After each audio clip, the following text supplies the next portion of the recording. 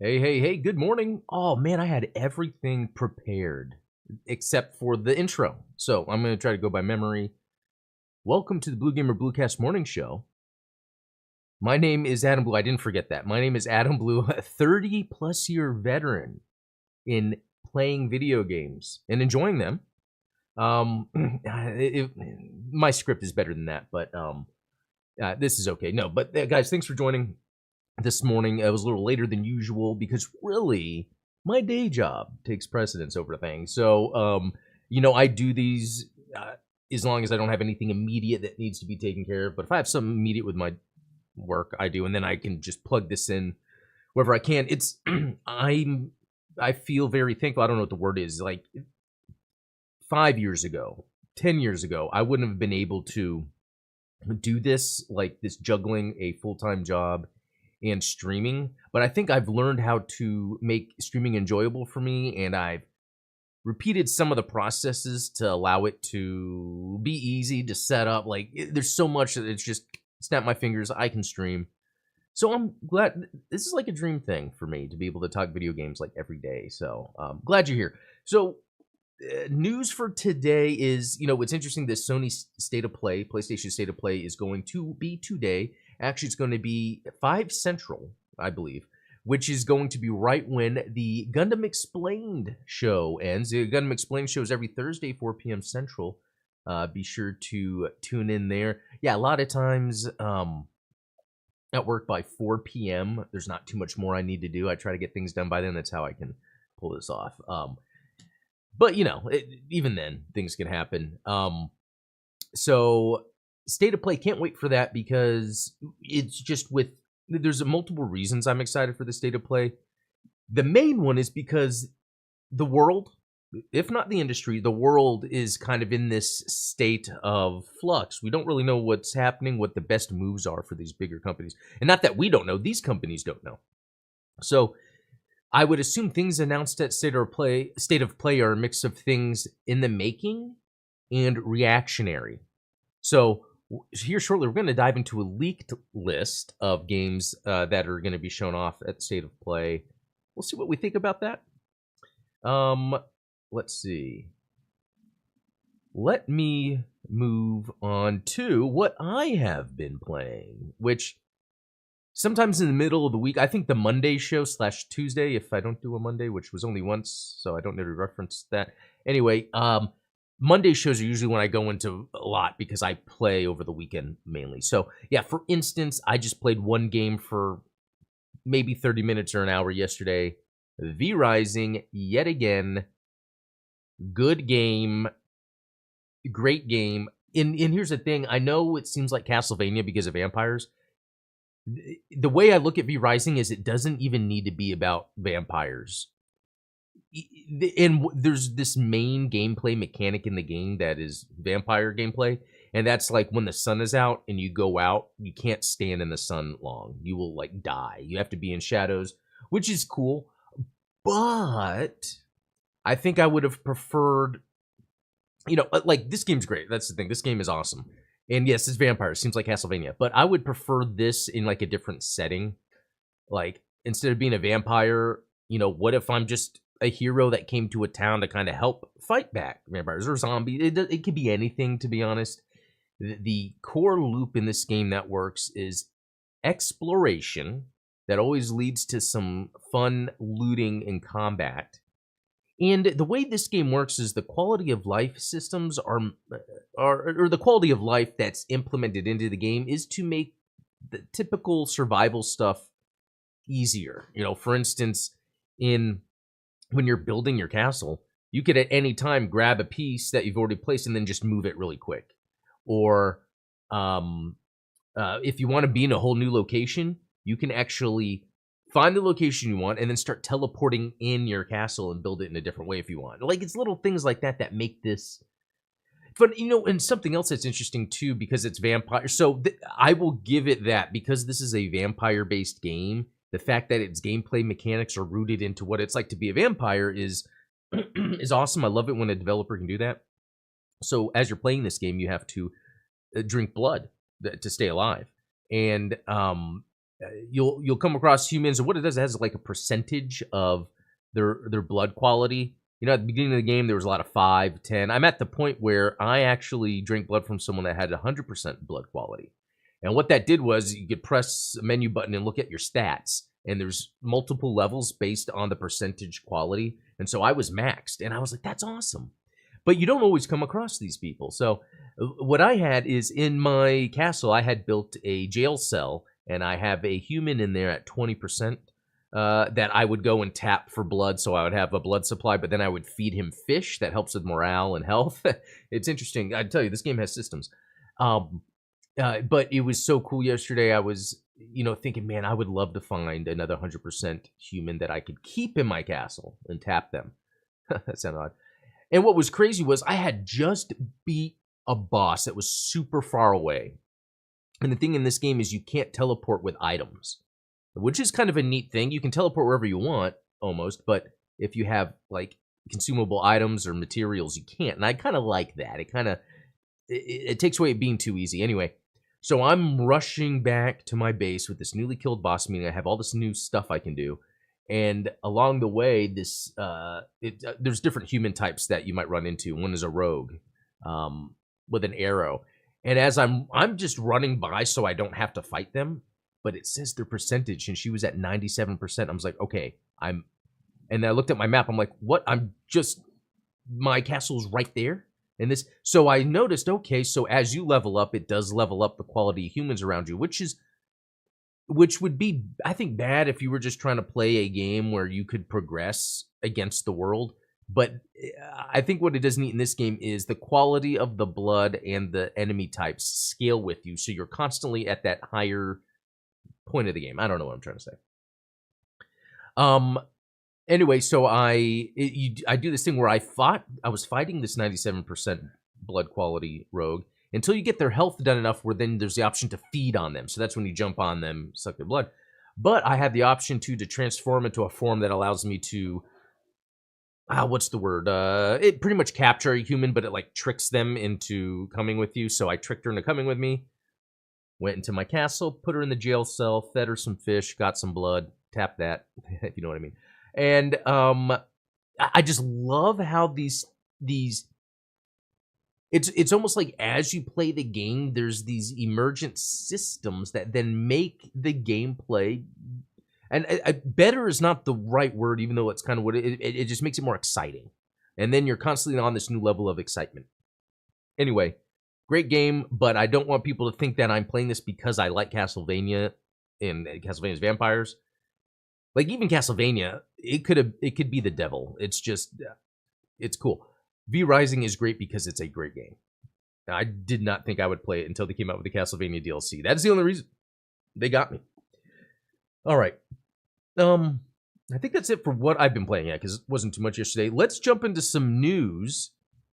You know how I like to just read the headlines without even looking at the content? Yeah, we're going to do that here shortly. But first, some other news. So this is from Tom Warren. Herman Hulst, soon to be co-CEO of Sony's PlayStation business, addresses day one PC releases. Live service games will come day and date on PS5 and PC, but single-player narrative games on PC are designed to then entice PC owners to play sequels on a PlayStation console. So I like the idea of where it makes sense to have a larger community for a game, like a live service game. It makes sense business-wise and for the players. The day one, cross-play, PC, PS5. That's great. Didn't say cross-play there. I'm adding that in, because that's probably the case. The other interesting angle to this is the idea that the narrative-driven single-player games will be on PC, but I think what he's trying to say here is that they're going to delay them kind of like they did now, where the prestige narrative-driven Sony first-party titles will drop. And you know what?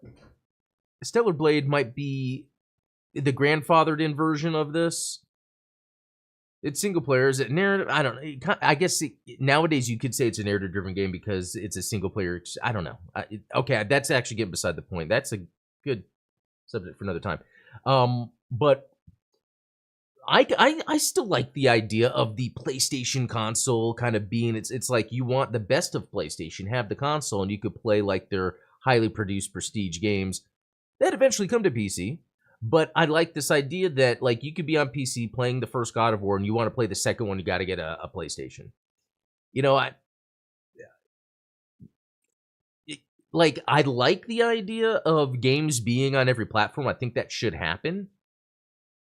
But I don't mind a platform holder going at this sort of pace to almost still stand up for what they are. PlayStation is their own platform. They'd rather people buy PlayStation hardware than play on PC. But for live service games, makes sense on PC. So I like to hear this stuff. I really think these companies, Sony also, I mean, at Microsoft, everyone is reacting to the unknown. And I think they're doing a good job going about it because day one PC releases with PlayStation is so pro-consumer.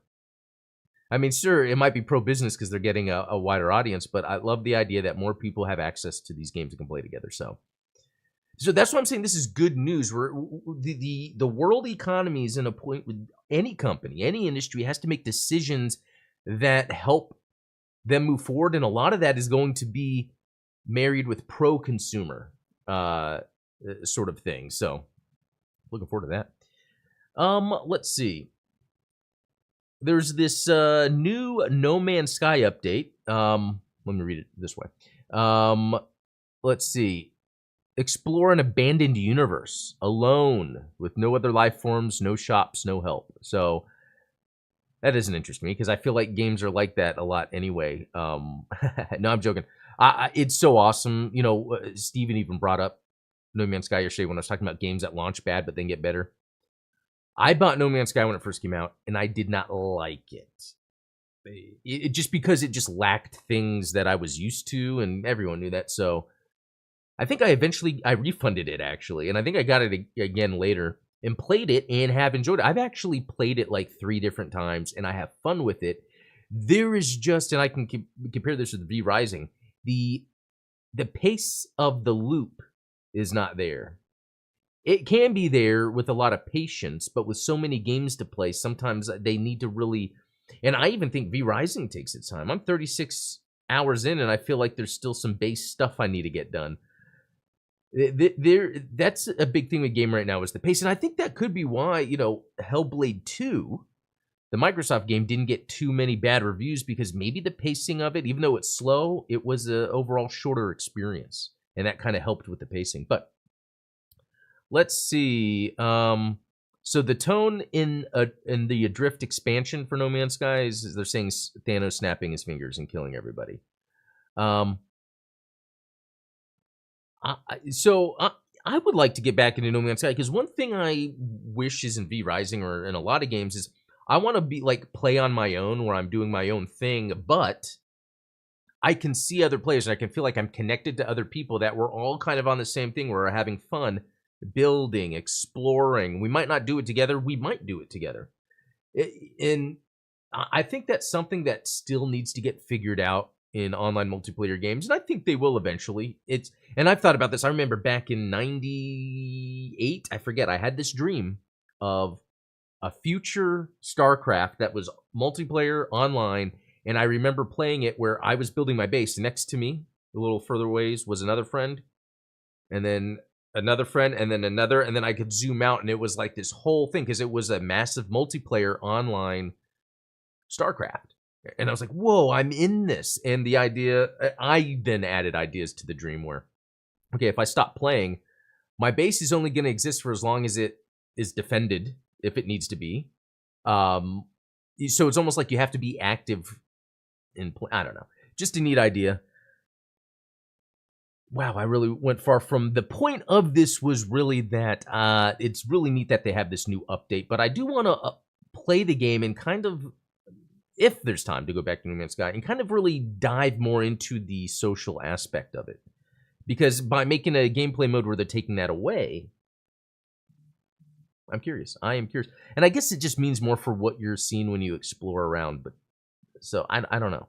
I don't know. Does anyone else play No Man's Sky? It's like, it's cool. And every time I play it, I enjoy it. But then I I'm done. So I don't know. What's this? PlayStation Plus free games for June 2024 revealed. Okay, so let's see what they are. So available June 4th, which is actually really soon. It's SpongeBob SquarePants: The Cosmic Shake, AEW Fight Forever. Both those games I probably wouldn't play. Streets of Rage 4. I played and beaten it, and I think I beat the DLC. I don't remember, or did I look up the DLC and realize it wasn't? I don't know. I have to go back to that. Streets of Rage 4 is good. It really is. I think it's worth a playthrough. I think I just beat it for the first time actually this last summer because I had played it and then just kind of fell off. I want a 5. I want a Streets of Rage 5. They did a good job before. Let's see. Is there anything else? As part of its Days of Play celebration, Sony is also adding bonus titles to its PlayStation Games catalog a few days early, and subscribers can check out several PSVR 2 and classic titles like Tomb Raider, Ghostbusters: Rise of the Ghost Lord. Okay, well, okay. So speaking of PlayStation, the games have been leaked that are going to be appearing at the State of Play later today. So let's see. So the PlayStation State of Play games list has been leaked online ahead of today's showing. The first leak comes courtesy of this guy, who I don't know. So let's look him up real quick. Balatro Nick with the Streets of Rage 4 icon. So this guy seems cool, from Australia. Nick Special. It may be that he's just saying special for fun, and then Nick. Or his name is Balatro. No. Okay. It seems like a cool industry folk to follow. I'm going to hit that little follow right there. Okay. So back to this. Let's look real quick. Here are the games. Where Winds Meet. Until Dawn. So Astrobot. So, you know, who knows with this leak if these are just really good guesses, because some of them are things I would guess. Like Astrobot.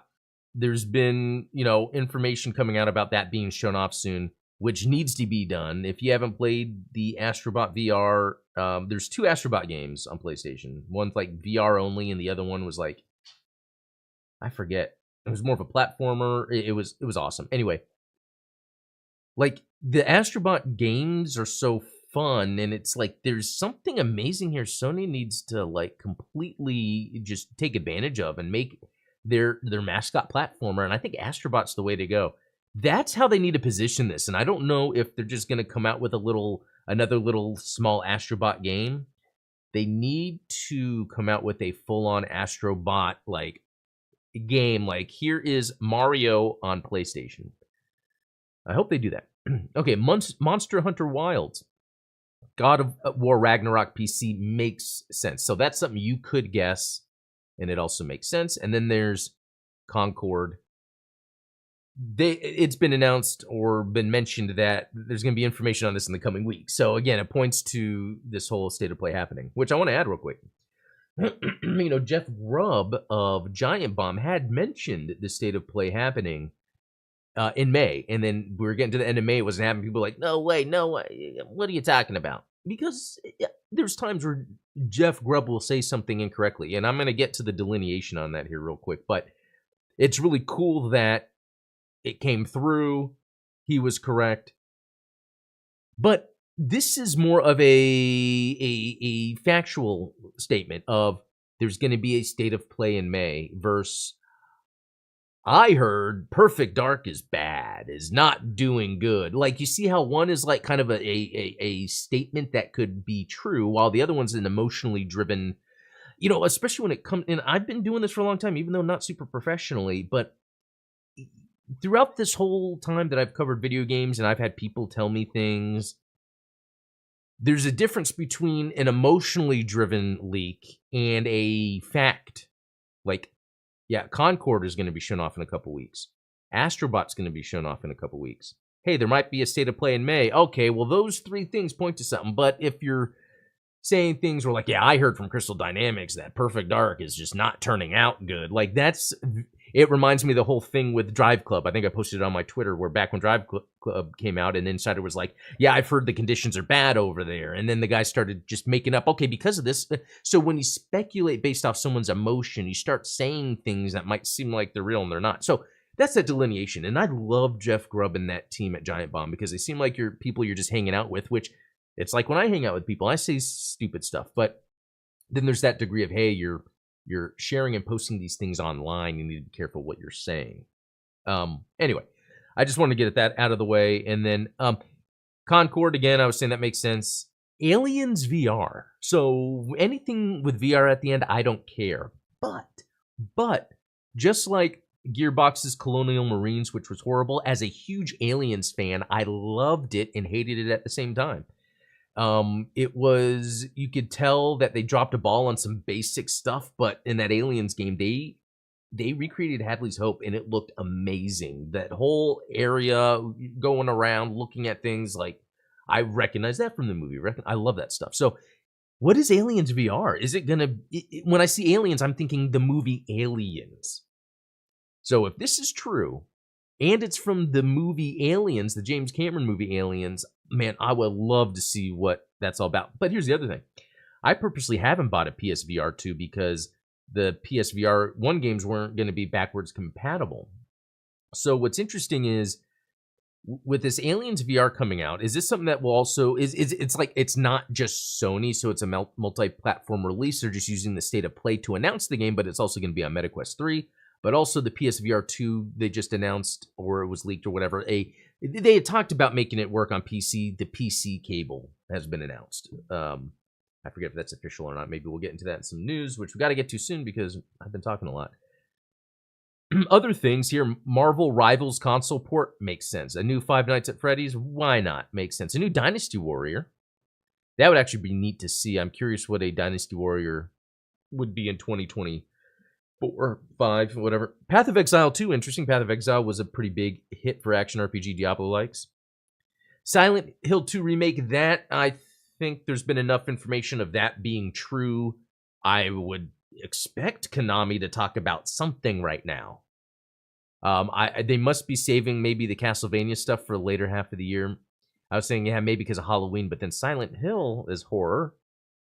But Castlevania has, the cosplay element to it. Yes, last year on this channel, I cosplayed as Alucard, playing RoboCop. That was interesting. Phantom Blade 0 and a new game from the Middle East, which again, that makes sense too, because we know that there's been a lot of movement in the Middle East with acquiring or funding video game development.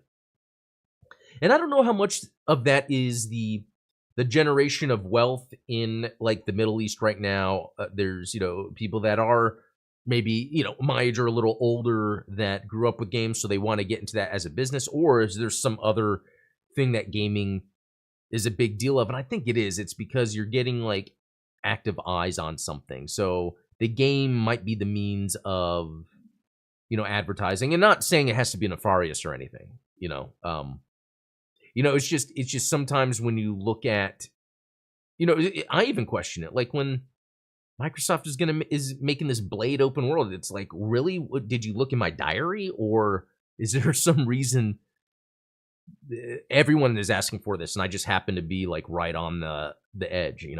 It's curious, or cutting edge of what gamers want, or they just listen to me because I've talked about it a lot. That happens a lot, where I have an idea. I put it out there, and it actually does happen, but they're usually very specific, like the Gundam Call of Duty crossover, or an Xbox exclusive open world third-person Blade, which is literally what they're making. Anyway. All right, let's jump into some news real quick. Destiny 2, the final Shape DLC leaked ahead of launch. I'm sure people that like Destiny care about what was leaked. I wonder if I should try it. I don't know. PlayStation boss, very excited about upcoming mobile games. Well, that's scary. Yeah, they have the new mobile store that's going to be opening up, and they're trying to target the mobile game market. I mean, just think of now, a lot of people miss this, is, with Microsoft's Activision acquisition, they got King, which has some of the biggest mobile games. So it's like, that's the thing that's not talked about a lot, but it's a big deal, is Microsoft like owns a lot of the mobile gaming market. So PlayStation wants to get in on that. They just have to use their IPs and make mobile specific games. Just make a Horizon Match 3. I don't know. A God of War idle game where you're just like tapping on enemies with your blades. I don't know. Oh, the leaked list. Yeah, we went over that.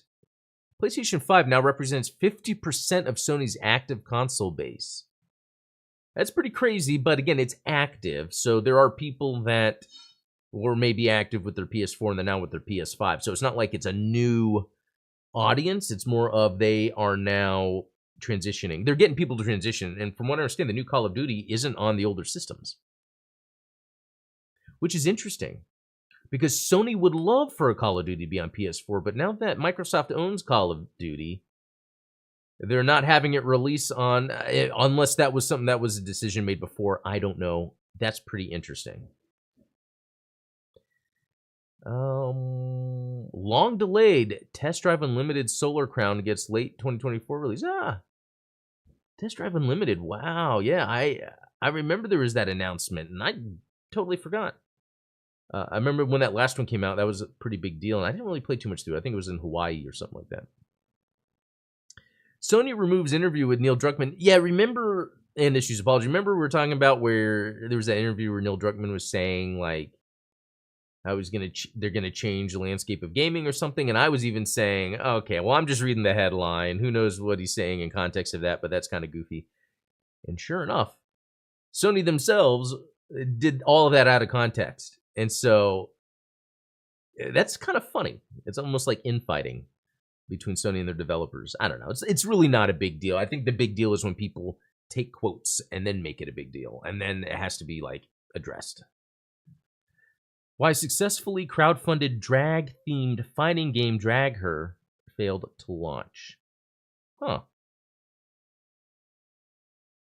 Interesting. I wonder if it has to do with the fact that it's drag and maybe people aren't, or kind of still scared of all that. They pulled the sexual deviancy card, so there were added insults on top of just, yeah, that's the thing. You know, people see, like, this is not for me at all. It's a video game and it's fighting. That could be cool, but the design is, I'm not interested in that. But then you get people that wouldn't be interested in it, but they sit there and talk crap about it. So I don't get that. So it's too bad. Hopefully they get this out somehow. All right. Let's see. Yep, we already know that. So now we're getting into